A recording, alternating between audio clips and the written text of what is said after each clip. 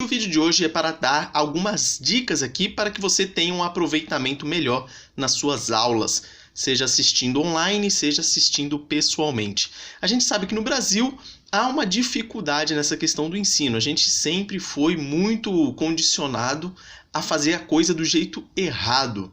Um exemplo é que nós aprendemos a estudar apenas para tirar notas nas provas. Então a gente pegava lá, decorava o que precisava, às vezes estudava no dia anterior, fazia a prova no outro dia na escola, tirava a nota suficiente para passar, pronto, tá de bom tamanho, vamos para a próxima. E isso é errado para quem busca aprender realmente determinado conteúdo.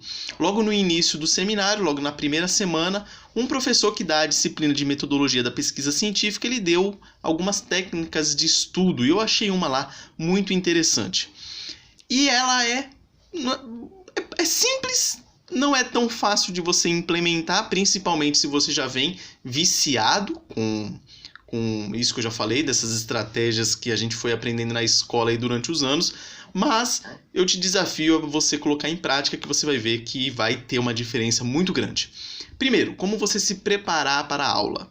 Aqui no seminário ele é um pouco diferente de outras instituições por aí, porque aqui logo no início eles te dão uma ementa que tem lá data das provas, data dos trabalhos, a bibliografia que será utilizada e também o que será ministrado em cada uma das aulas no semestre. Então você já sabe de antemão o que será dado na aula da semana seguinte. Isso é um facilitador.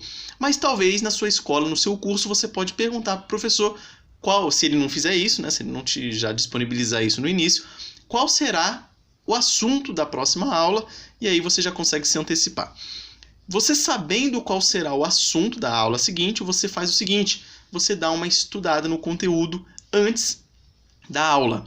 Esse é o primeiro passo. São 3 passos, beleza? Então, o primeiro passo, você vai lá e já se antecipa. Dá uma lida no que será fornecido lá na próxima aula, o que será ministrado na próxima aula. Anote as dúvidas que você tiver e já vai com esse material pronto. Chega na aula, fique atento à aula, preste muita atenção no que está falando. Como você já fez uma leitura prévia, vai ficar mais fácil você saber do que o professor está falando. E se você se não for sanada na aula aquelas dúvidas, você pergunte para o seu professor as dúvidas que você anotou na leitura anterior. E aí o segundo passo é esse, assistir a aula prestando bastante atenção. E no dia seguinte, você revê essa aula aí. Então você vai fazer essa leitura dentro de 24 horas após a aula. Você teve a aula hoje, até 24 horas você faz essa primeira revisão.